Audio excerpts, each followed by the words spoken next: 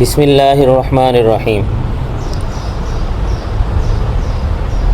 غزوہ خندق و احزاب، اس غزوے کے وقوع میں اختلاف ہے۔ موسیٰ بن عقبہ فرماتے ہیں کہ یہ غزوہ شوال سن 4 ہجری میں ہوا، اور امام بخاری نے اسی کو اختیار فرمایا ہے۔ محمد بن اسحاق فرماتے ہیں کہ شوال سن 5 ہجری میں ہوا۔ تمام ائمہ مغازی اور علماء سیر کا اسی پر اتفاق ہے۔ حافظ ذہبی اور حافظ ابن قیم فرماتے ہیں کہ یہی قول صحیح ہے اور قابل اعتماد ہے۔ ابن سعد اور واقدی کہتے ہیں کہ ذی قعدہ سن 5 ہجری میں ہوا ہے۔ امام بخاری رحمہ اللہ نے موسیٰ بن عقبہ کی تائید عبداللہ بن عمر رضی اللہ عنہما کی اس قول سے فرمائی ہے کہ احد کے دن رسول اللہ صلی اللہ علیہ وسلم کے سامنے پیش ہوا، اس وقت میں 14 سال کا تھا۔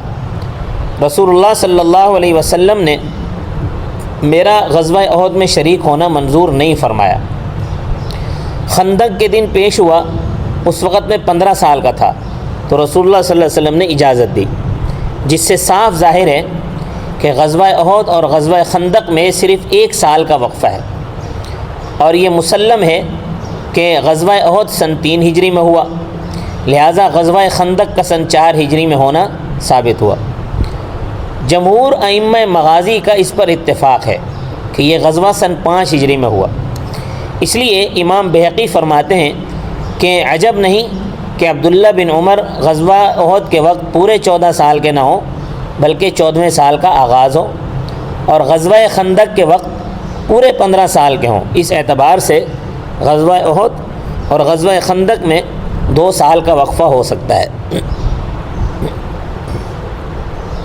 اور غزوہ احد سے واپسی کے وقت ابو سفیان نے یہ کہا تھا کہ آئندہ سال بدر پر ہمارا تمہارا مقابلہ ہوگا۔ یہ وعدہ کر کے مکہ واپس ہوا۔ اب جب آئندہ سال ایفائے وعدے کا وقت آیا تو ابو سفیان یہ کہہ کر راستے سے واپس ہوا کہ یہ زمانہ قحط سالی کا ہے، جنگ کے لیے مناسب نہیں۔ اس کے 1 سال کے بعد پھر 10,000 آدمیوں کی جمعیت لے کر مدینہ پر حملہ آور ہوا، جس کو غزوہ احزاب اور غزوہ خندق کہتے ہیں، جس سے معلوم ہوا کہ غزوہ احد غزوہ احزاب میں 2 سال کا وقفہ ہے، جو جمہور علماء سیر کا قول کا مؤید ہے۔ اس غزوے کا باعث اور سبب یہ ہوا کہ بنو نذیر کی جلاوطنی کے بعد حیی بن اخطب، ایک روایت میں ہے کہ حیی بن اخطب اور ابن ابی الحقیق اور کنانہ بن ربیع اور حوزہ بن قیس اور ابو عمارہ وائلی ایک وفد لے کر مکہ گئے۔ قریش کو اس پر آمادہ کیا کہ تم رسول اللہ صلی اللہ علیہ وسلم پر چڑھائی کرو، ہم تمہاری پوری امداد کریں گے، یہاں تک کہ آپ صلی اللہ علیہ وسلم کا خاتمہ ہو جائے۔ پھر اس کے بعد یہ وفد غطفان پہنچا اور ان کو بھی اس بات پر آمادہ کیا۔ اس طرح قریش اور غطفان کے 10,000 آدمیوں کی جمعیت ابو سفیان کی سرکردگی میں مدینہ کی طرف روانہ ہوئی۔ انہوں نے مقابلے کی تیاری کے لیے کچھ ان کو لالچ بھی دی، اور لالچ یہ دی بنی غطفان کو کہ خیبر کے جو نخلستان ہیں ان میں جس قدر کھجوریں آئیں گی، ہر سال اس کا نصف حصہ ہم تم کو دیا کریں گے۔ یہ سن کر عیینہ بن حسن فزاری یہ تیار ہو گیا، قریش تو پہلے سے ہی تیار تھے۔ اس طرح ابو سفیان کے ساتھ 10,000 آدمیوں کی جمعیت تیار ہو گئی، اور وہ مسلمانوں کے استحصال اور مسلمانوں کو فنا کر ڈالنے کے ارادے سے مدینے کی طرف روانہ ہوا۔ رسول اللہ صلی اللہ علیہ وسلم کو جب ان کی روانگی کی خبر پہنچی تو صحابہ کرام سے مشورہ فرمایا۔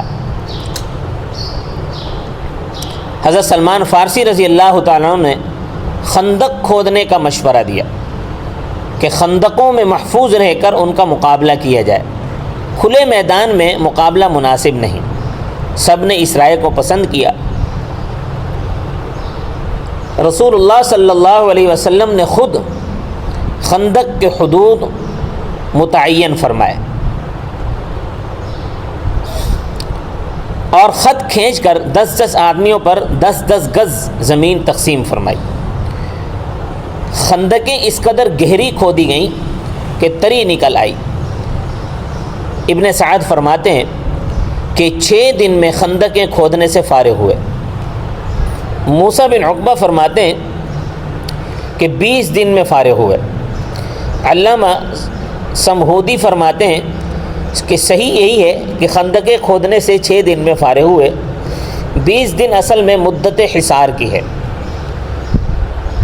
صحابہ اکرام رضوان اللہ علیہم اجمعین کے ساتھ خود رسول اللہ صلی اللہ علیہ وسلم بھی خندق کھودنے میں مصروف ہوئے، اور سب سے پہلے اپنے دست مبارک سے کدال زمین پر ماری، اور یہ کلمات آپ صلی اللہ علیہ وسلم کی زبان مبارک پر تھے: بسم اللہ وبہ بدینا ولو عبدنا غیرہ شقینا۔ بسم اللہ اور اللہ کے نام سے شروع کرتے ہیں، مبادا اگر اس کے سوا کسی اور کی عبادت کریں تو بڑے ہی بد نصیب ہیں۔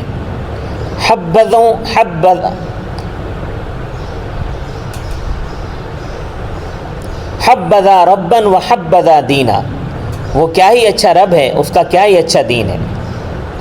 جاڑوں کا موسم تھا، سرد ہوائیں چل رہی تھیں، کئی دن کا فاقہ تھا، مگر حضرات مہاجرین اور انصار نہایت ذوق کے ساتھ خندق کھودنے میں مشغول تھے۔ مٹی اٹھا کر لاتے تھے اور یہ پڑھتے جاتے تھے: نحن الذین بایعوا محمدا علی الجہاد ما بقینا ابدا۔ ہم ہی وہ لوگ ہیں جنہوں نے محمد صلی اللہ علیہ وسلم کے ہاتھ پر بیعت کی ہے اور آپ کے واسطے سے اپنی جانوں کو خدا کے ہاتھ فروخت کر چکے ہیں، جب تک جان میں جان ہے کافروں سے جہاد کرتے رہیں گے۔ رسول اللہ صلی اللہ علیہ وسلم جواب میں ارشاد فرماتے ہیں: اللہم لا عیش الا عیش الآخرہ فاغفر للانصار والمہاجرہ، کہ اے اللہ بے شک زندگی تو حقیقت میں آخرت کی زندگی ہے، بس انصار و مہاجرین کی مغفرت فرما۔ اور کبھی آپ صلی اللہ علیہ وسلم یہ فرماتے: اللہم انہ لا خیر الا خیر الآخرہ فبارک فی الانصار والمہاجرہ، کہ اے اللہ بے شک حقیقی خیر اور بھلائی آخرت ہی کی خیر اور بھلائی ہے، بس تو انصار و مہاجرین میں برکت دے۔ حضرت برہ بن عازب رضی اللہ تعالیٰ عنہ راوی ہیں کہ خندق کے دن رسول اللہ صلی اللہ علیہ وسلم خود بنفس نفیس مٹی ڈھو کر لا رہے تھے، یہاں تک کہ شکم مبارک گرد آلود ہو گیا، اور یہ کہتے جاتے تھے: واللہ لولا اللہ ما تدینا ولا تصدقنا ولا صلینا، خدا کی قسم اگر اللہ کی توفیق نہ ہوتی تو ہم کبھی ہدایت نہ پاتے اور نہ صدقہ دیتے اور نہ نماز پڑھتے۔ فانزلن سکینۃ علینا وثبت الاقدام ان لاقینا، کہ اللہ ہم پر سکون اور اطمینان نازل فرما اور لڑائی کے وقت ہم کو ثابت قدم رکھ۔ ان الاولی قد بغوا علینا اذا ارادوا فتنۃ ابینا، ان لوگوں نے ہم پر بڑا ظلم کیا، یہ جب کبھی ہم کو کسی فتنے میں مبتلا کرنا چاہتے ہیں تو ہم کبھی اس کو قبول نہیں کرتے۔ اور ابینا بآواز بلند بار بار فرماتے۔ حضرت جابر رضی اللہ تعالیٰ عنہ فرماتے ہیں کہ کھودتے ایک سخت چٹان آ گئی، ہم نے آپ صلی اللہ علیہ وسلم سے عرض کیا، آپ نے ارشاد فرمایا: ٹھہرو میں خود اترتا ہوں۔ بھوک کی وجہ سے شکم مبارک پر پتھر بندھا ہوا تھا، ہم نے بھی 3 دن سے کچھ نہیں کھایا تھا۔ آپ نے کدال دست مبارک میں پکڑی اور اس چٹان پر ماری تو چٹان دفعتاً ایک تودہ ریگ تھی۔ حدیث صحیح بخاری میں ہے، مسند احمد اور نسائی میں اس قدر اور اضافہ ہے کہ آپ نے جب پہلی بار بسم اللہ کہہ کر کدال ماری تو وہ چٹان 1/3 ٹوٹ گئی۔ آپ نے فرمایا: اللہ اکبر، مجھ کو ملک شام کی کنجیاں عطا کی گئیں۔ خدا کی قسم شام کے سرخ محلوں کو اس وقت میں اپنی آنکھوں سے دیکھ رہا ہوں۔ پھر آپ نے دوسری بال کدال ماری تو دوسرا 1/3 ٹکڑا ٹوٹ کر گرا۔ آپ نے فرمایا: اللہ اکبر، فارس کی کنجیاں مجھ کو عطا ہوئیں، خدا کی قسم مدائن کے قصر ابیض کو اس وقت میں اپنی آنکھوں سے دیکھ رہا ہوں۔ تیسری بار آپ نے بسم اللہ کہہ کر کدال ماری تو بقیہ چٹان بھی ٹوٹ گئی۔ آپ نے فرمایا اللہ اکبر، یمن کی کنجیاں مجھ کو عطا ہوئی، خدا کی قسم صنعاء کے دروازوں کو میں اپنی آنکھوں سے اس جگہ کھڑا دیکھ رہا ہوں۔ حافظ عسقلانی فرماتے ہیں کہ اس روایت کی سند حسن ہے، اور ایک روایت میں ہے کہ پہلی بار کدال مارنے پر ایک بجلی چمکی جس سے شام کے محل روشن ہو گئے۔ آپ نے اللہ اکبر کہا اور صحابہ کرام نے بھی تکبیر کہی، اور یہ ارشاد فرمایا کہ جبریل امین نے مجھ کو خبر دی ہے کہ آپ کی امت ان شہروں کو فتح کرے گی۔ خندق کھودنا یہ طریقہ عرب کا نہیں تھا بلکہ فارس کا طریقہ تھا۔ شاہان فارس میں سے سب سے پہلے منوشہر بن ابیرج بن افریدن اس نے خندق کھود کر جنگ کرنے کا طریقہ ایجاد کیا۔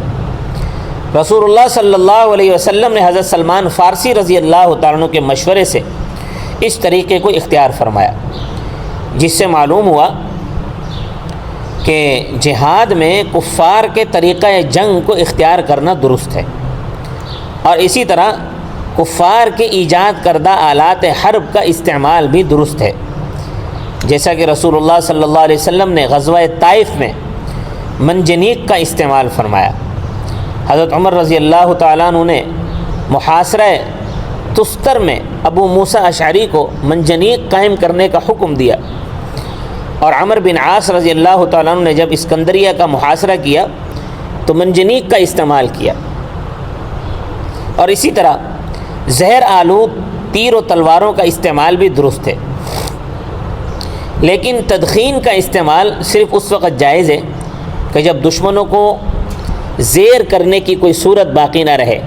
بلا شدید ضرورت اور مجبوری کے تدخین کا استعمال جائز نہیں ہے۔ تدخین کہتے ہیں کہ دھواں پھیلا دینا جس سے لوگ مر جائیں، جیسا کہ آج کل زہریلا دھواں ہے جو وہ پھیلا دیا جاتا ہے جس سے لوگ مر جاتے ہیں۔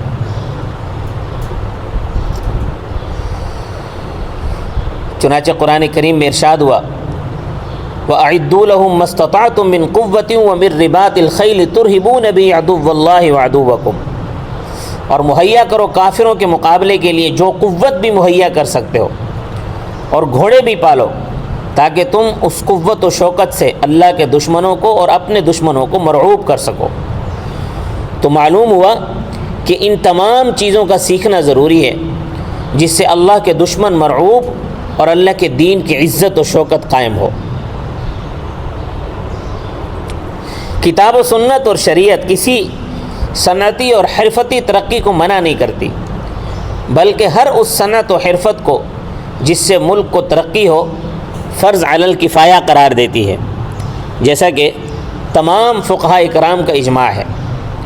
البتہ شریعت اسلامیہ یورپ کی بے حیائی، بے شرمی اور یورپ کی شہوانی اور نفسانی تہذیب کی شدید مخالف ہے، اس لیے کہ شہوانی اور نفسانی امور آزادی، اخلاق اور معاشرے کو تباہ و برباد کر دیتے ہیں، جو ملکی اور خانگی تنزلی کا باعث ہے۔ مسلمان خندقیں کھودنے میں مصروف ہیں۔ آگے کیا ہوا انشاءاللہ یہ اگلی مجلس میں بتائیں گے۔ وما علینا الا البلاغ المبین۔